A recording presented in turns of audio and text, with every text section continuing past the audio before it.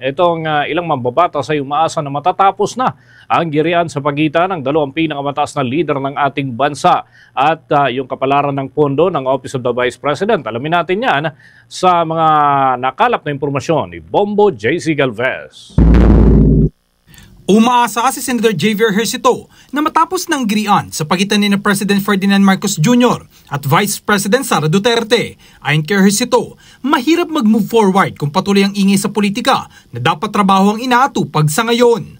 Anya, maaga pa raw para sa ganitong klaseng bangayan at maintindihan niya raw kung huling isang taon na lamang ang kanilang panunungkulan. Samantala, hihintay na lamang daw ng senador ang magiging pasya ng liderato ng Senado kung dadagdagan ng pondo ng Office of the Vice President para sa 2025. Siguro tayo trabaho na lang, nalukot na ako with this, all of this political noise, bickerings. Ang hirap mag-move forward eh. Kasi ako talaga, ever since gusto ko trabaho na tayo without political yun lang.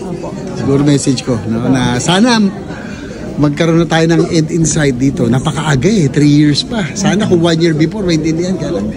Ang daming infra, ang daming natin dapat natupagin, ekonomiya na nade-derail tayo, yun lang, maaga masyado. Kasi mag-usapan natin ng leadership. Of course, I'm a deputy, so I take on instructions ng Senate President. Sinabi naman ni Senate President Pro Tempore Jingo Estrada na nakadepende sa majority ng mga senador ang magiging kapalaran ng panukalang pondo ng OVP para sa 2025. Itinanggi naman ng senador na kabilang siya sa 8 senador na nagdanay sa dagdagan o ma-restore ang budget ng tanggapan ng bise para sa susunod na taon. Sa ngayon, ayon kay Estrada ay hindi pa nagkakausap ang majority block ng mga senador tungkol dito.